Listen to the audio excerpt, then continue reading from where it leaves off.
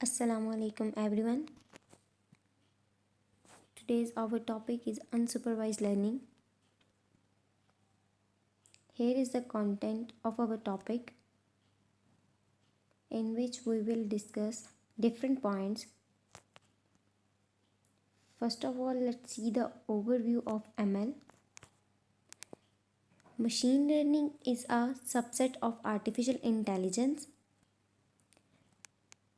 Machine learning artificial intelligence की एक type है जिसमें मशीन पास्ट एक्सपीरियंसेस पर या फिर पास्ट नॉलेज पर प्रेडिक्शन करती है और हमें आउटपुट डिलीवर करती है जो उसकी एक्यूरेसी को इम्प्रूव कर देती है।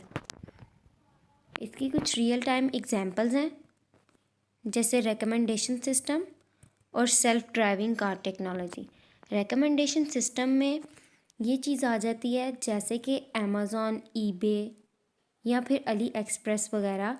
जब एक कस्टमर उसमें कोई चीज़ परचेज़ करता है या सर्च बॉक्स में जाके कुछ सर्च करता है तो नेक्स्ट टाइम जब वो एप्लीकेशन ओपन करता है तो वो through previous knowledge machine learning उसको वही चीज़ें वही कैटेगरी दिखाने लग जाती है जो उसने सर्च की होती है।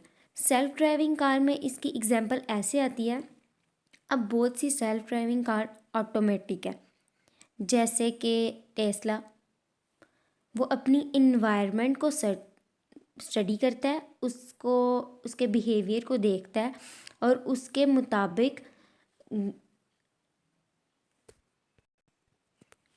मुताबिक ही मशीन को वर्किंग करवाता है। वो उसको शो करवाता है कि इस कार के आगे कोई पर्सन आ रहा है या फिर यहाँ पर आपने राइट टर्न होना है या लेफ़्ट टर्न होना है। तो मशीन लर्निंग इस तरह से वर्क करती है। इसके बाद हमारे पास कुछ मशीन लर्निंग की टाइप्स आ जाती हैं जिसमें सुपरवाइज लर्निंग, अनसुपरवाइज लर्निंग और रीइंफॉर्म लर्निंग है। तो अब हम ब्रीफली अनसुपरवाइज लर्निंग को देखते हैं कि अनसुपरवाइज लर्निंग होती क्या है, इसकी टाइप्स क्या हैं और उसके एल्गोरिथम्स क्या हैं। Unsupervised learning is a learning method in which a machine learns without any supervision. इसका मतलब ये है कि अनसुपरवाइज लर्निंग एक ऐसी लर्निंग होती है जिसमें मशीन किसी भी सुपरविजन के बगैर खुद ब खुद ऑटोमेटिकली वर्किंग करती है। अब वो वर्किंग कैसे करती है और किस टाइप के डाटा पे करती है वो हम इसमें देखेंगे। अनसुपरवाइज्ड लर्निंग बेसिकली उस लर्निंग को कहते हैं जिसमें हमारे पास जो डाटा सेट होता है या फिर जो डाटा होता है वो अनलेबल्ड होता है। मतलब कि उसकी क्लासिफिकेशन या कैटेगराइजेशन नहीं हुई होती कि ये डाटा किस टाइप का है, इसके फीचर्स क्या हैं। इसलिए इसको अनसुपरवाइज लर्निंग कहते हैं क्योंकि वो कुछ एल्गोरिथम्स के थ्रू जो अनसुपरवाइज लर्निंग में होते हैं यूज़ होते हैं उनके थ्रू हमारे डाटा में से कुछ पैटर्न्स निकालते हैं या फीचर्स निकालते हैं, उनको चेक करते हैं, क्लस्टरिंग करते हैं, एनालाइज करते हैं और उसकी बेस पे उसमें जो हिडन पैटर्न्स होते हैं उनको फाइंड करके हमें आउटपुट प्रेडिक्ट करके दे देते हैं।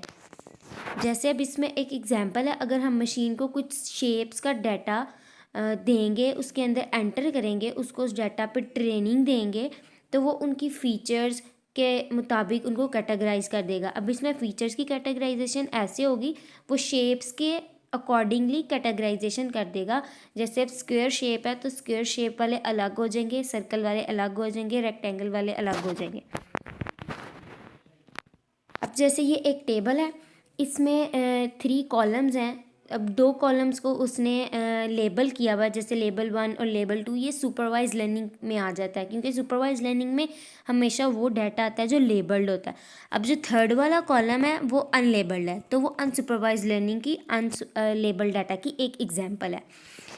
इसके बाद अनसुपरवाइज लर्निंग का प्रोसेस फ्लो है। प्रोसेस फ्लो ऐसे होता है कि जो हम डाटा मशीन में फीड करते हैं या मशीन को एक डाटा देते हैं तो वो मशीन लर्निंग उस पर वर्क कैसे करती है। वो डाटा किसी भी तरह का हो सकता है, टेक्स्ट हो सकते हैं, डॉक्यूमेंट हो सकते हैं या इमेज ग्राफिक्स कुछ भी हो सकता है। उसमें जो फीचर्स वेक्टर्स होते हैं उसकी बेस पे मशीन लर्निंग मॉडल्स प्रेडिक्ट करती है और हमें आउटपुट दे देती है एक न्यू टेक्स्ट, न्यू डॉक्यूमेंट और इमेज की फॉर्म में। इसके बाद अनसुपरवाइज लर्निंग की टाइप्स आ जाती हैं जिसमें क्लस्टरिंग आता है और एसोसिएशन आता है।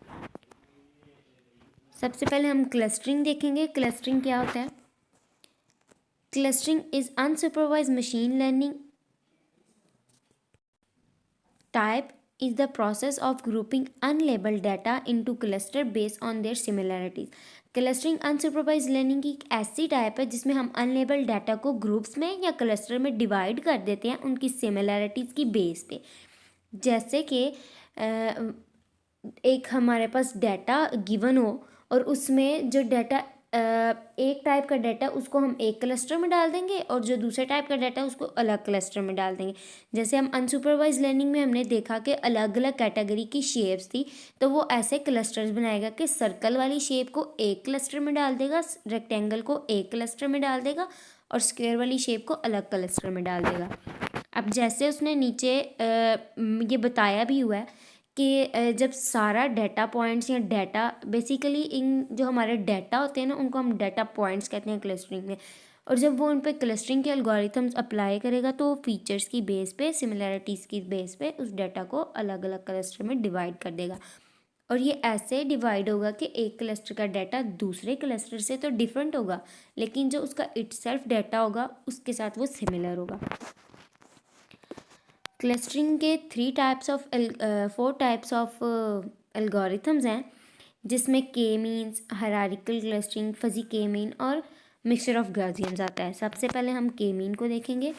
के मीन क्लस्टरिंग की एक ऐसी टाइप है जिसमें हम डाटा को क्लस्टर में तो डिवाइड करते हैं, लेकिन इसका एक एडिशनल पॉइंट ये होता है कि इसमें के गिवन होता है। अब के क्या है और वो कैसे वर्किंग करता है वो हम इसमें देखेंगे।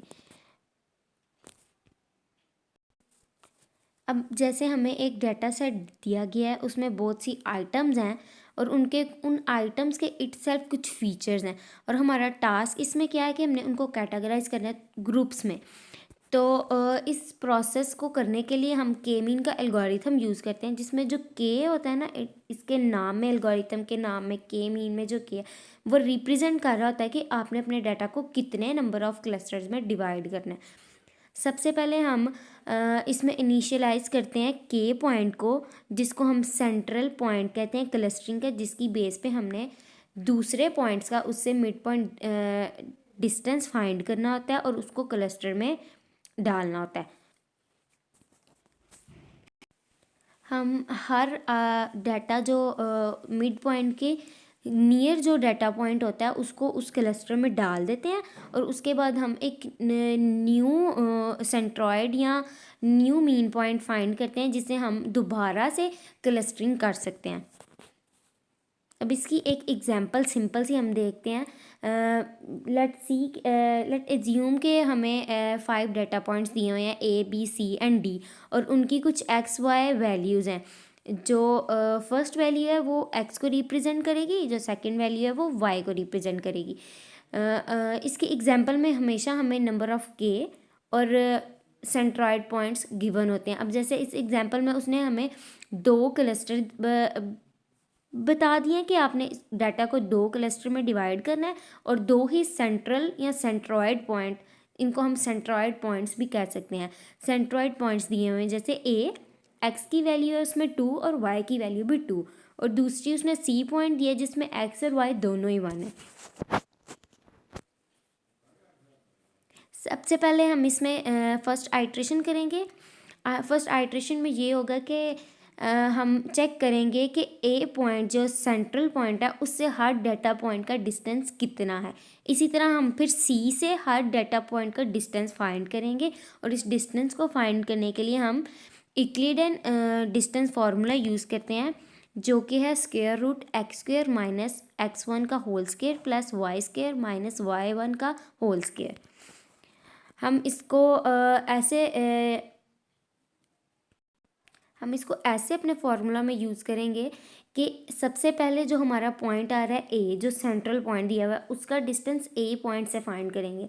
अब जो x2 है वो रिप्रेजेंट कर रही होगी हमारी जो सेंट्रॉयड में x की वैल्यू है, जो सेंट्रल वैल्यू में उसने जो हमें एक क्लस्टर दिया हुआ है क्वेश्चन में ही कि आपके 2 सेंट्रॉयड पॉइंट्स ये हैं ए और सी, तो x2 रिप्रेजेंट कर रहा होगा ए का x, और x1 वो वाला x रिप्रेजेंट कर रहा होगा जिस पॉइंट का हमने डिस्टेंस फाइंड करना हो।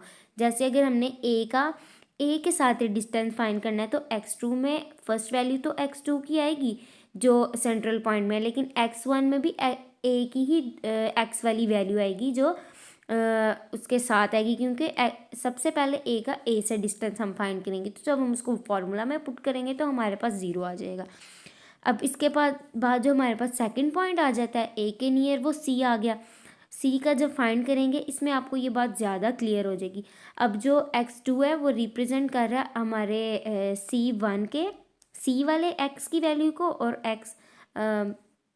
x2 रिप्रेजेंट कर रहा है हमारी सी की x वाली वैल्यू को, और x1 रिप्रेजेंट कर रहा है हमारे ए की x वाली वैल्यू को, और y2 रिप्रेजेंट कर रहा है सी की y वैल्यू को, और y1 रिप्रेजेंट कर रहा है ए की y वैल्यू को। जब हम इसको फॉर्मूला में पुट करेंगे तो हमारा 1.41 आंसर आ जाएगा। इसी तरह हमने ए का हर पॉइंट के साथ डिस्टेंस फाइंड करेंगे, तो उसके बाद हमारे पास कुछ वैल्यूज़ आ जाएंगी जिसके बेस पर हम क्लस्टरिंग करेंगे, यानी कि हम क्लस्टर्स में डिवाइड करेंगे।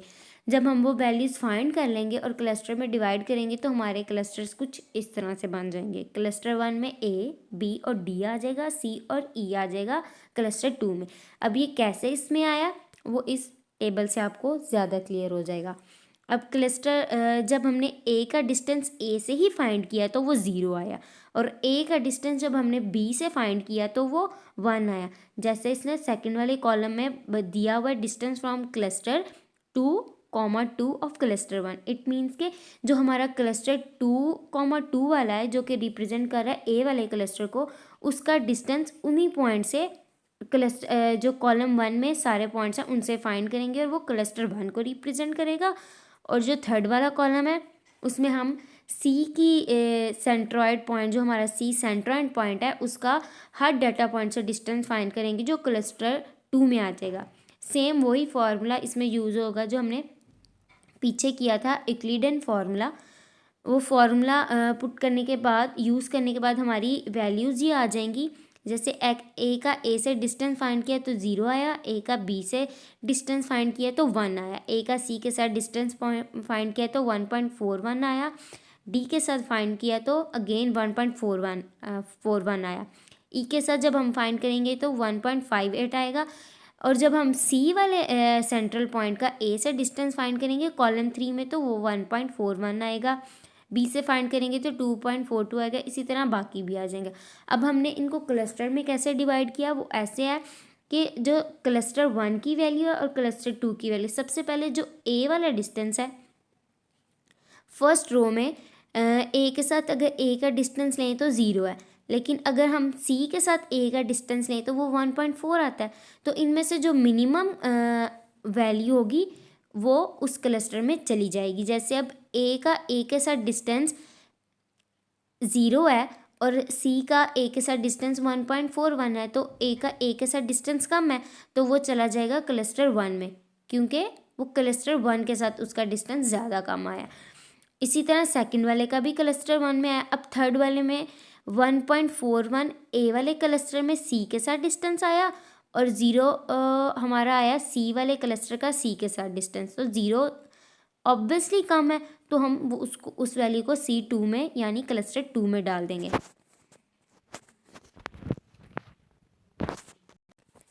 अब इसके नेक्स्ट स्टेप में हम दोबारा से क्लस्टर बनाएंगे ताकि हमें ये कंफर्म हो सके कि हमारे क्लस्टर यही बनते हैं। उसके लिए हम यही स्टेप दोबारा से रिपीट करेंगे, लेकिन central value mid points change हो जाएंगे।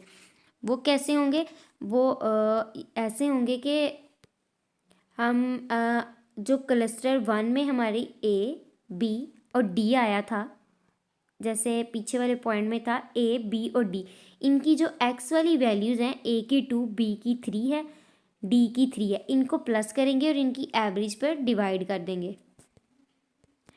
तो 2 + 3 is equals to 8 which is divided by 3, तो हमारे पास 2.67 आ जाएगा। इसी तरह y की वैल्यूज़ को सम करेंगे और उनकी एवरेज पर डिवाइड कर देंगे तो 1.67 आ जाएगा। तो ये क्लस्टर 1 के लिए हमारी सेंट्रॉइड वैल्यू अपडेट हो गई। इसी तरह क्लस्टर 2 के लिए सेंट्रॉइड वैल्यूज़ को अपडेट करेंगे तो हमारे पास नई सेंट्रॉइड वैल्यूज़ आ जाएंगी जिसकी अकॉर्डिंगली जिसकी बेस पर हम आइट्रेशन 2 परफॉर्म करेंगे, और आइट्रेशन 2 भी सेम उसी तरह परफॉर्म करेंगे जैसे हमने आइट्रेशन 1 परफॉर्म की।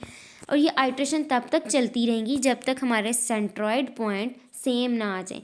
मतलब कि जो हम करंट आइट्रेशन कर रहे हैं उसका सेंट्रॉयड पॉइंट और नेक्स्ट आइट्रेशन के लिए जो हमारा सेंट्रॉयड पॉइंट आया होगा, अगर वो सेम आ जाए तो वो आइट्रेशंस वहीं पर स्टॉप हो जाएंगे और वो हमारे फाइनल क्लस्टर बन जाएंगे। इसके बाद आ जाता है hierarchical clustering. Hierarchical clustering is a method of clustering that build the hierarchy of cluster. Hierarchical clustering एक क्लस्टरिंग का एक ऐसा मेथड है जिसमें हम क्लस्टरिंग के हायरार्की बनाते हैं, जिसमें रिलेशनशिप शो किया जाता है ग्रुप्स के दरमियान, जिसकी सबसे बॉटम वाली जो पॉइंट्स होते हैं वो सिंगल इंडिविजुअल डाटा पॉइंट को रिप्रेजेंट कर रहे होते हैं।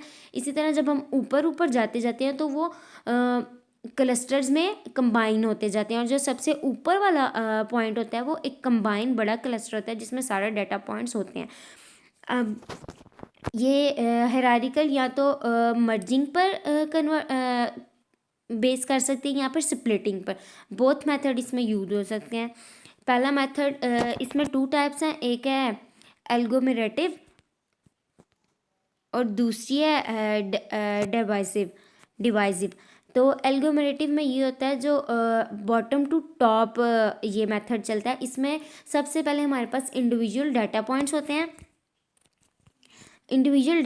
होते हैं जिनको हम उनकी सिमिलैरिटीज़ की बेस पर कंबाइन करते जाते हैं, और एंड पर जाकर हमारे पास एक बड़ा डाटा सेट या डाटा ग्रुप बन जाता है। अब जैसे यहाँ पर उसने बहुत सारे पर्सन्स को सिंगल कैटेगरी में डिवाइड कर दिया हुआ है। फिर इसके बाद उसने ये किया है कि जो वर्किंग मैन्स हैं उनका अलग पेयर बना दिया, और जो जॉबलेस हैं उनका अलग बना दिया।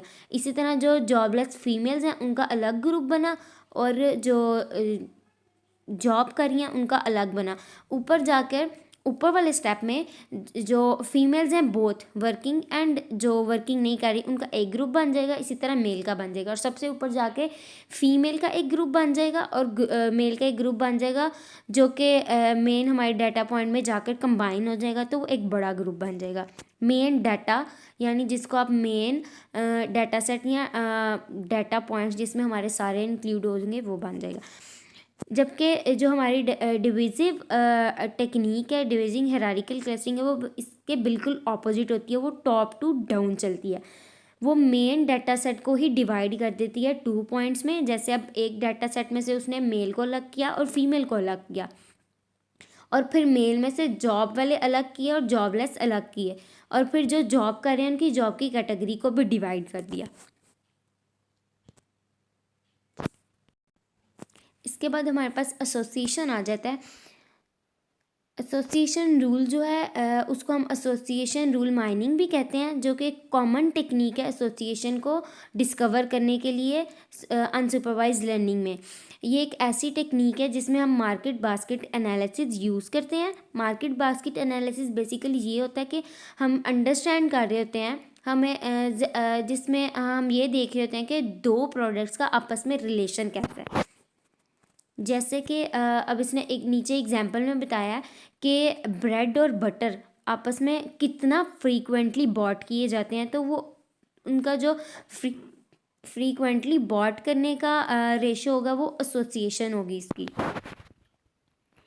इसके बाद एसोसिएशन के 2 टाइप्स हैं, एक एप्रियोरी एल्गोरिथम और एक एफपी ग्रोथ। एप्रियोरी एल्गोरिथम में हम आइडेंटिफाई करते हैं फ्रीक्वेंट आइटम सेट को।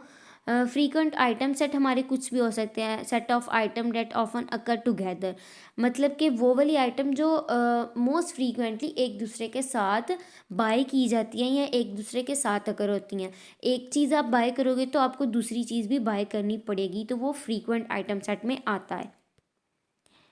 जैसे कि हम कॉमनली एक सुपर मार्ट पर जाते हैं, तो अगर एक पर्सन अगर डायपर्स ख़रीदेगा तो मोस्ट प्रोबेबल चांस है ना कि वो वाइप्स भी ख़रीदे।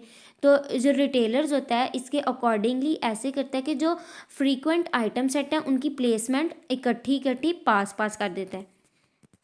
जबकि जो एफ पी ग्रोथ है वो इसके थोड़ा सा चेंज है, क्योंकि वो इससे ज़्यादा एक्यूरेसी हमें प्रोवाइड करता है और ज़्यादा एफिशिएंस होता है। उसमें ये होता है कि हम एक चीज़ तो बाय कर रहे हैं, लेकिन उसके साथ बहुत ज़्यादा कैंडिडेट नहीं होते। एप्रियोरी में तो हमारे पास, अगर हम ब्रेड बाय कर रहे हैं तो हमारे पास चांस है हम जैम लें या बटर लें, लेकिन एफ पी ग्रोथ में ऐसा नहीं होता, क्योंकि उसमें हम सिंपली उस तरह से डिवाइड नहीं करते डाटा को जैसे एप्रियोरी में करते हैं। एफ पी ग्रोथ में सिंपली हमारे पास एक डाटा सेट होता है, उसको हम ट्री में कन्वर्ट करके और उसमें से आइटम सेट निकाल लेते हैं। जैसे नीचे एग्जांपल में है कि उसने बताया हुआ है कि अब एक पर्सन है, वो नेटफ्लिक्स पे या किसी भी जगह पर, किसी भी वेबसाइट पर, किसी भी एप्लीकेशन पर मूवीज़ देख रहा है, और अगर वो एप्लीकेशन एक्शन मूवीज़ देख रहा है और उसने और सब्सक्राइब किया हुआ है प्रीमियम सर्विसेज को, तो जो प्लेटफॉर्म है, जो प्लेटफॉर्म का मतलब जिस पर वो वीडियोस देख रहा है, जो मूवीज़ देख रहा है, तो वो खुद ब खुद उसको रेकमेंड करने लग जाएंगी एक्शन मूवीज़। अब एक एफ पी ग्रोथ की एक एग्जांपल है सिंपल, उसने हमें बताया हुआ है एक टेबल दी है जिसमें ट्रांजैक्शन आईडीज़ हैं और आइटम्स हैं। हर ट्रांजैक्शन आईडी पे कुछ आइटम परचेज़ की गई हैं। जैसे अगर ट्रांजैक्शन 1 हुई है किसी शॉप पर, तो उसमें आइटम परचेज़ की गई हैं EKMNOY। इसमें ईच अल्फ़ाबेट जो है वो एक स्पेसिफिक आइटम को रिप्रेजेंट कर रहा है। इस क्वेश्चन में हमें उसने हमेशा मिनिमम सपोर्ट और कॉन्फिडेंस दिया होगा। सबसे पहले हम जो इसमें आइटम्स आएंगी उनका सेपरेटली हम फ्रीक्वेंसी चेक करेंगे, जैसे कि ACDEIKMNOUY। ये इसमें आइटम्स हर ट्रांजैक्शन में बॉट की गई हैं, तो इनकी फ्रीक्वेंसी कितनी आई वो इसके नेक्स्ट कॉलम में लिखेंगे। अब जैसे जिसमें आइटम्स और ट्रांजैक्शन आईडी वाला जो टेबल है, उसमें हम चेक करेंगे कि ए कितनी बार परचेज़ किया गया। अब आप रो नंबर 3 में देखें तो ट्रांजैक्शन 3 में ए को परचेज़ किया गया, तो ए की फ्रीक्वेंसी 1 हुई। इसके अलावा एक और किसी रो में किसी ट्रांजैक्शन में परचेज़ नहीं किया गया, तो ए की फ्रीक्वेंसी 1 हो गई। इस तरह हम सबकी फ्रीक्वेंसी को लिख लेंगे। फ्रीक्वेंसी काउंट करने के बाद हम ये चेक करेंगे कि वो फ्रीक्वेंसी हमारे मिनिमम सपोर्ट के इक्वल आ रही है या फिर उससे ग्रेटर है। अगर वो उसके इक्वल या उसके ग्रेटर है तो वो हमारे टेबल में रहेगा, और अगर उससे लेस है तो वो हमारे टेबल से, हमारे डाटा से, आइटम सेट से क्रॉस हो जाएगा। इसके बाद जो हमारे पास आइटम सेट्स या आइटम्स बचे होंगे उनको हम डिसेंडिंग ऑर्डर में अरेंज कर लेंगे। जैसे अब के की सबसे ज़्यादा फ्रीक्वेंसी है तो के सबसे पहले आ जाएगा, फिर ई, फिर एम, फिर ओ वाई। और एम, ओ और वाई की इक्वल है 3 की, तो कोई भी पहले लिखते हैं, उससे इतना ज़्यादा फ़र्क नहीं पड़ता। अगर हम जब हम असेंडिंग ऑर्डर में अरेंज करेंगे और वो आइटम्स जो मिनिमम सपोर्ट के इक्वल नहीं आ रही वो निकल जाएंगी, तो हमारी एक ऑर्डर आइटम का एक आइटम सेट का एक नया कॉलम ऐड होगा, जिसमें हम ट्रांजैक्शन 1 में जो हमने आइटम परचेज़ की हुई हैं अपने डिसेंडिंग ऑर्डर के अकॉर्डिंग उसको दोबारा से अरेंज कर देंगे। जैसे अब EKMNOY को पहले परचेज़ किया गया था, लेकिन जब हमने इसकी फ्रीक्वेंसी काउंट की तो एन उसमें से कट गया, तो हमारे पास पीछे बचे EKMOY। फिर हमने उसको जब डिसेंडिंग में अरेंज किया तो ऑर्डर्स चेंज हो गए, जिसमें पहले के आया, फिर ई, फिर एम, फिर ओ, फिर वाई। इसी तरह हम सारी ट्रांजैक्शन की ऑर्डर आइटम्स को अरेंज कर लेंगे। सबसे पहले हम इसका जब ग्राफ ड्रॉ करेंगे, टेबल ड्रॉ करेंगे, जिसको हम ट्री भी कहते हैं, इसको हम ऐसे बनाएंगे, जो सबसे ऊपर वाली नोड है वो नल आएगी, तो उसके नीचे जो हमारी ट्रांजैक्शन हो रही होंगी हम उसके ब्रांचेस बनाएंगे। जैसे अब ट्रांजैक्शन 1 में जो हमारे पास ऑर्डर आईडी आई थी वो KEMOY, तो सबसे पहले हम अपने ट्री में इंसर्शन करेंगे KEMOY की। तो पहली नोड नल आई, उसके बाद वो के पे जाएगा, ई, फिर MOY। तो इनकी फ्रीक्वेंसी काउंट क्या होगी, के की 1, ई की भी 1, एम की 1, ओ की 1, वाई की भी 1। जब हम इसका सबका देखेंगे तो वो एक हमारे पास ब्रांच एक ट्री की नोड बाय नोड कनेक्शन बन जाएगी, जैसे KEMOY। नेक्स्ट स्टेप में जब हम ट्रांजैक्शन 2 को इसमें इंसर्ट करेंगे तो वो हमारी है KEOY। अब जैसे हमने जब नल नोड से स्टार्ट किया था तो KE की फ्रीक्वेंसी 1 थी, जब ट्रांजैक्शन 2 में आया तो KE दोबारा से ऐड हुआ, KE की फ्रीक्वेंसी 2 हो गई। अब E से वो डायरेक्ट O पर जाएगा, क्योंकि ट्रांजैक्शन 2 में उसने E के बाद M नहीं परचेज़ किया, E के बाद O परचेज़ किया, तो उससे एक नई नोड निकल आएगी O, जो नीचे जाके कनेक्ट करेगी Y के साथ, और O और Y की फ्रीक्वेंसी क्या हो गई 1 1। इसी तरह हम 3 वाले को भी 3 वाली ट्रांजैक्शन को भी इंसर्ट कर देंगे, जो कि KEM।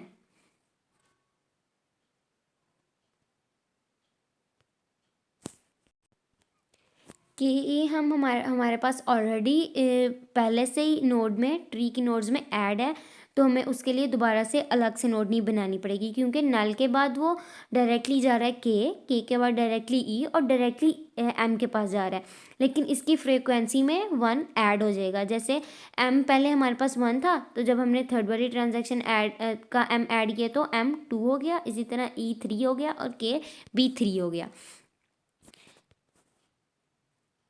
फिर हम 4 वाली ट्रांजैक्शन पे आ जाएंगे। अब वो 4 वाली ट्रांजैक्शन डायरेक्ट के के बाद एम पर जा रही है, तो एक नई नोड बन जाएगी जो के बाद डायरेक्ट एम को कनेक्ट करेगी और एम के बाद वाई को कनेक्ट करेगी, और इनकी फ्रीक्वेंसी बीच में ऐड हो जाएगी। इसके बाद जो हमारी ट्रांजैक्शन नंबर 5 है उसको भी हम ऐसे ही ऐड कर देंगे, जो KEOO है। अब KEOO कैसे होगा, के जो हमारा नल नोड के बाद के आया, उसके बाद डायरेक्टली ई पर गया और उसके बाद वो ओ पर चला गया और उसने ओ की 2 ट्रांजैक्शंस ले ली।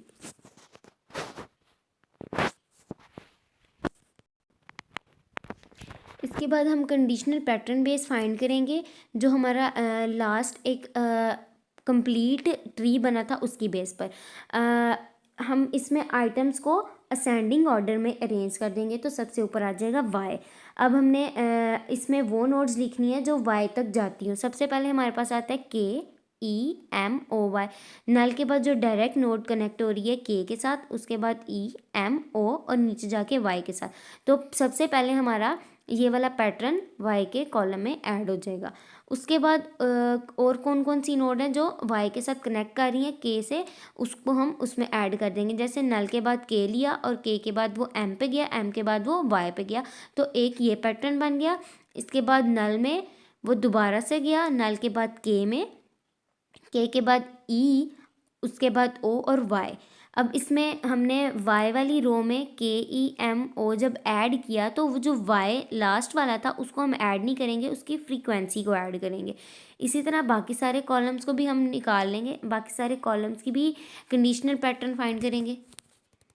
कंडीशनल पैटर्न फाइंड करने के बाद हम उसकी कंडीशनल फ्रीक्वेंसी फाइंड करेंगे। अब जो हमारी आइटम है उसमें वाई वाले की जो कंडीशनल पैटर्न है उसमें हमारे पास 3 पैटर्न्स बने थे। अब उसमें जो चीज़ कॉमन आ रही है और कितनी आ रही है वो हम लिख देंगे। अब जैसे के फर्स्ट पैटर्न में है, सेकंड पैटर्न में भी है और थर्ड में भी है, तो के की फ्रीक्वेंसी क्या हो जाएगी 3। अब ई सेकंड में तो है, फर्स्ट वाले पैटर्न में तो है, सेकंड में भी है, लेकिन थर्ड वाले में नहीं है, तो वो कॉमन नहीं आएगी। इसी तरह एम भी नहीं आएगी और ओ भी नहीं आएगी, सिर्फ के की हम फ्रीक्वेंसी 3 लिखेंगे क्योंकि वो तीनों पैटर्न्स में कॉमन आ रहा था। फिर जब ओ की फ्रीक्वेंसी सेकंड वाली आइटम में आएंगे हम ओ, उसके कंडीशनल पैटर्न में देखें तो उसके पास उसमें 2 पैटर्न्स आते हैं, एक KEM और सेकंड वाला KE।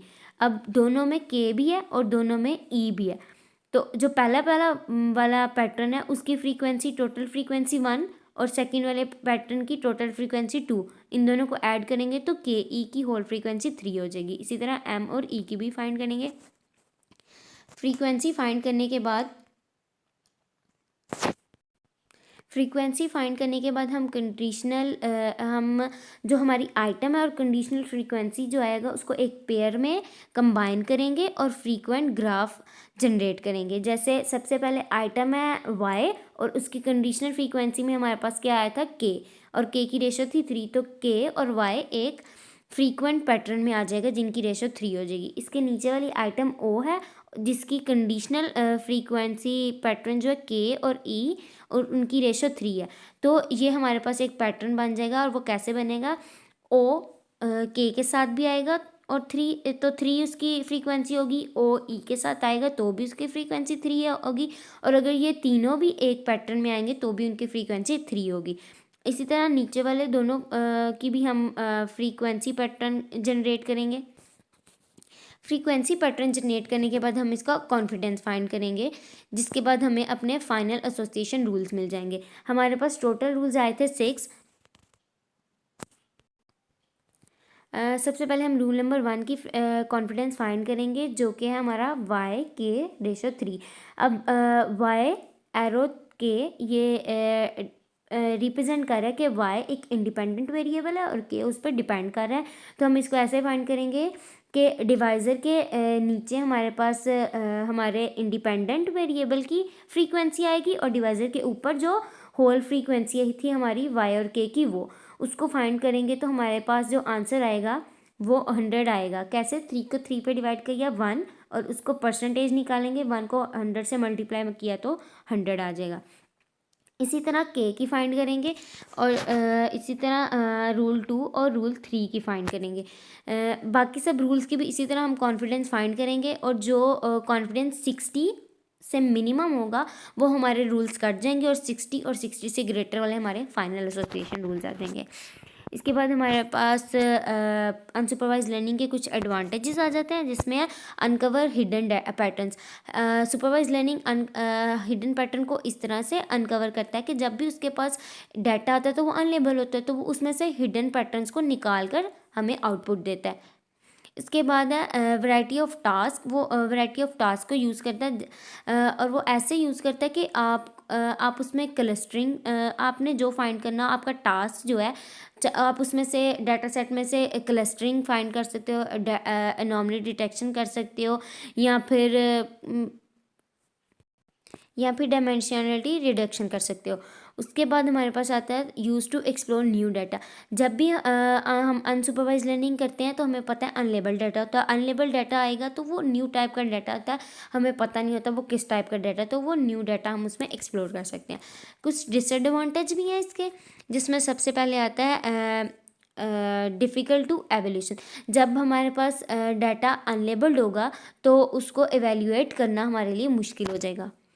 उसके बाद है sensitivity of the quality of the data. Supervise learning में जब डाटा अनलेबल होता है तो हमें ये नहीं पता चलता कि नॉइस उसमें कितनी है और रिडंडेंसी कितनी है। तो वो जो नॉइस और रिडंडेंसी है वो हमेशा डाटा की रिज़ल्ट पे, डाटा के आउटपुट पे इफ़ेक्ट करती है, जिसकी वजह से उसकी एक्यूरेसी कम हो जाती है। इसके बाद है कंप्यूटेशनैलिटी एक्सपेंसिव।